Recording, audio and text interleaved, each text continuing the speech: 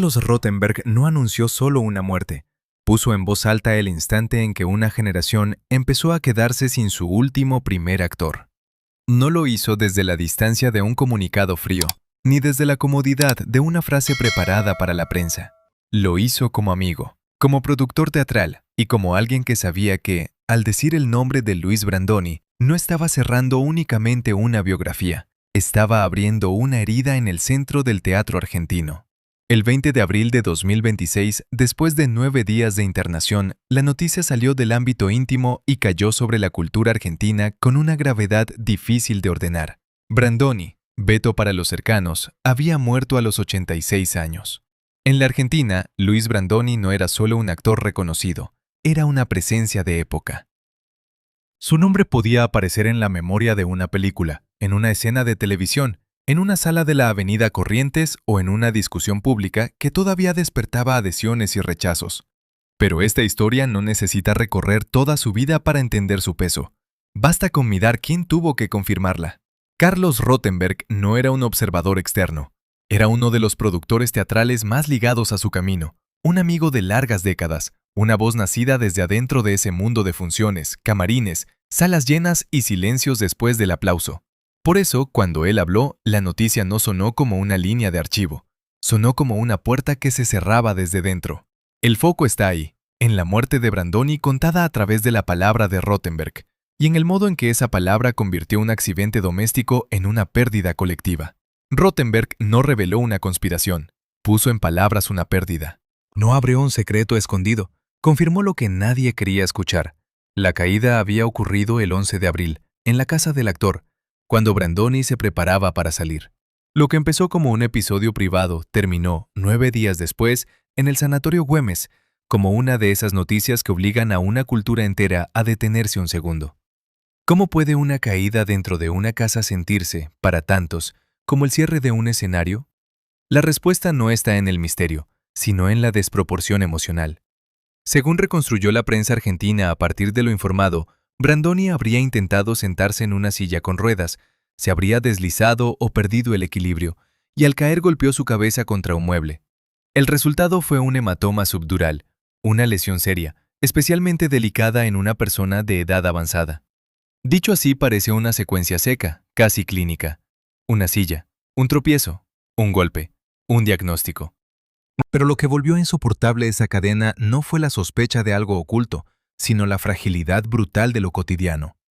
Un hombre que había sostenido personajes durante más de 60 años quedó de pronto reducido a la vulnerabilidad de un segundo doméstico. Ese contraste fue lo que empezó a hacer ruido. Brandoni había vivido gran parte de su vida en espacios donde todo parece tener forma de ritual. La luz que sube, el público que espera, la voz que llena una sala, el saludo final. Y sin embargo, el último tramo no tuvo nada de teatral. No hubo escena escrita, ni parlamento, ni música para acompañar la caída. Hubo una casa, un mueble, una silla con ruedas y un golpe en la cabeza. Lo inquietante no fue una lectura policial, sino una pregunta mucho más humana. ¿Puede una vida enorme cambiar de destino por un movimiento mínimo, por un gesto que cualquier persona mayor podría hacer sin pensar? Durante los primeros días todavía hubo margen para la esperanza. Brandoni fue internado en el Sanatorio Güemes y quedó bajo atención médica. Rothenberg, que siguió de cerca lo ocurrido y habló después con una mezcla de prudencia y dolor, dejó entrever que en algún momento se pensó en la posibilidad de una evolución favorable, en que el hematoma pudiera reabsorberse, en que el cuerpo encontrara una salida. Esa palabra, mejoría, pesa de una manera especial cuando alguien querido está internado. No promete nada, pero permite esperar. Permite medir el teléfono antes de contestar. Permite creer que el silencio de la familia es todavía reserva, no despedida. Pero los 9 días no fueron una pausa tranquila. Fueron una zona cada vez más estrecha entre el deseo de creer y la evidencia de que algo se apagaba. En una internación así, el tiempo no avanza como en una película. Avanza por partes. Una mañana parece traer cautela. Una tarde agrega preocupación. Una noche vuelve más difícil decir en voz alta lo que todos empiezan a temer. La salud de Brandoni fue deteriorándose pese al seguimiento y al tratamiento, y esa palabra, deterioro, no necesita adornos. En el Sanatorio Güemes, lejos del ruido de la sala, la vida de un actor que había atravesado teatro, cine y televisión empezó a depender de señales mínimas, de respuestas del cuerpo, de una espera que cada día se volvía menos generosa. Ahí la figura de Rothenberg adquiere otra dimensión. Él no solo estaba ante una noticia, estaba ante una responsabilidad. Como amigo, debía respetar el dolor de la familia. Como productor y hombre de teatro, sabía que el mundo cultural iba a preguntar. Como testigo cercano, entendía que cada palabra podía pesar demasiado. ¿Qué se dice cuando el país quiere despedirse, pero la intimidad todavía necesita silencio? Esa fue la tensión invisible de aquellos días. No convertir el dolor en primicia. No transformar la salud de un amigo en espectáculo. No hablar antes de tiempo. Y cuando ya no hubiera forma de evitarlo, decirlo con la dignidad que Brandoni merecía. La palabra silencio en esta historia no significa encubrimiento, significa cuidado. Rothenberg rompió el silencio porque tuvo que confirmar la noticia, porque alguien cercano al teatro debía nombrar la pérdida y porque el nombre de Brandoni ya no podía quedar encerrado entre paredes de hospital. Pero no rompió el silencio para instalar sospechas. Lo rompió para poner un límite entre el rumor y el duelo. La caída fue doméstica. Lo que la volvió devastadora fue todo lo que simbolizó después. Y una parte del público, sin negar los datos, no pudo dejar de mirar ese accidente como una coincidencia cruel. Un actor acostumbrado a salir a escena se iba por un golpe ocurrido fuera de toda escena. Brandoni seguía siendo una presencia viva para el teatro. No era una figura retirada del todo, conservada apenas en homenajes. En sus últimos años todavía permanecía ligado a las tablas, y su nombre podía asociarse a funciones, compañeros, proyectos, salas y a esa rutina que solo entiende quien ha respirado durante décadas el aire del escenario. Incluso la mención de Soledad Silveira y de quién es quién sirve apenas para recordar eso. Brandoni no estaba guardado en una vitrina, seguía cerca del oficio. La vejez no lo había convertido únicamente en recuerdo, por eso el golpe dolió más. No cayó una estatua, cayó alguien que todavía pertenecía al presente. Ese presente tenía más de 60 años de espesor. Brandoni había pasado por obras, películas y programas que forman parte de una memoria común. Esperando la carroza, La Patagonia Rebelde, La Tregua, La Odisea de los Giles, Mi Cuñado, Nada, Parque les ama. No hace falta convertir esos nombres en una lista de méritos. Funcionan como señales de una trayectoria que atravesó generaciones distintas de espectadores. Algunos lo habían visto en cine político, otros lo reconocían por la televisión, otros lo reencontraron en ficciones recientes. Incluso sus posiciones públicas y políticas, tantas veces discutidas, no borraban un hecho mayor. Brandoni era parte de la conversación cultural argentina, con sus luces, sus aristas y sus controversias. Pero esta no es la historia de todas sus obras. Es la historia del final de un cuerpo que había cargado todas esas obras. Esa diferencia importa, porque si se mira solo la carrera, la muerte queda convertida en homenaje. Si se mira solo el accidente, queda reducida a una noticia policial sin crimen. Lo que vuelve poderosa esta despedida es la unión de ambas cosas, la enorme vida pública y el mínimo instante privado. Más de 6 décadas de escena, y luego una casa. Más de 6 décadas de voz, y luego una internación. Más de 6 décadas de aplausos, y luego la necesidad de que un amigo encuentre una frase capaz de sostener el derrumbe. Rothenberg sabía que esa frase no podía ser cualquiera. Cuando habló de Brandoni como uno de los últimos primeros actores de una generación inolvidable, no estaba usando una cortesía teatral. Estaba ubicando la muerte en un mapa más grande. Primer actor no era solo un rango de cartel, era una manera de nombrar a quienes habían aprendido a sostener una escena con autoridad, oficio, presencia y memoria. Y en esa expresión, último, había algo que dolía más que el elogio, porque no decía únicamente que Brandoni había sido grande, decía que con él se estaba yendo una forma de estar en el teatro argentino. El mundo cultural sintió esa frase como algo más que una despedida. La recibió como un diagnóstico del tiempo. En los medios, en los círculos teatrales, entre espectadores que tal vez no seguían cada estreno, pero reconocían su cara y su voz, la noticia produjo una conmoción particular. No era solo la muerte de un actor conocido, era la sensación de que una época se había quedado sin otro de sus pilares. Y cuando una época se queda sin pilares, el vacío no se mide solo en homenajes, se mide en lo que ya no volverá a suceder. Una entrada en escena, una función esperada, una entrevista áspera, una ironía dicha con ese modo suyo, una presencia que parecía disponible aunque los años dijeran lo contrario. La conmoción también tuvo algo de pudor. Nadie podía apropiarse del dolor de la familia, y sin embargo el público sentía que algo propio se había perdido. Ese conflicto acompaña siempre a las figuras populares cuando mueren. Pertenecen a los suyos, pero también a quienes crecieron oyéndolas, imitándolas, discutiéndolas o esperándolas. ¿Cuánto puede llorar un país a alguien sin invadir la intimidad de quienes lo amaron de cerca? Rothenberg quedó parado en ese borde.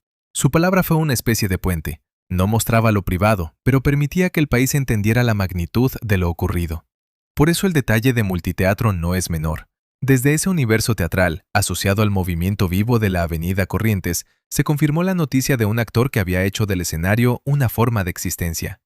Hay algo doloroso en esa inversión. Un espacio pensado para anunciar funciones terminó ligado al anuncio de una ausencia. Una casa teatral, acostumbrada a convocar espectadores, tuvo que acompañar la salida definitiva de uno de los nombres que daban sentido a esa tradición.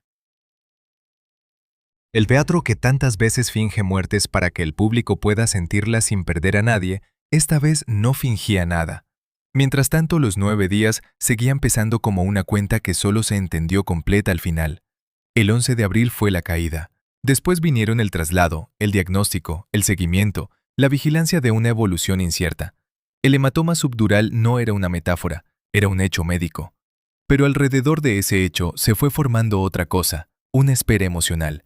Los cercanos esperando noticias, la prensa reconstruyendo con cautela, el público recibiendo fragmentos, y Rothenberg en algún punto de esa espera, sabiendo que quizá iba a tocarle decir la frase que nadie quería pronunciar. Ese es uno de los núcleos más dolorosos del relato. El productor no solo perdió a un actor con el que había trabajado, perdió a un amigo de décadas. Según él mismo contó en distintos registros públicos, su vínculo con Brandoni venía de muy lejos, de una relación sostenida en el tiempo y en el teatro. Esa duración cambia el peso de la noticia.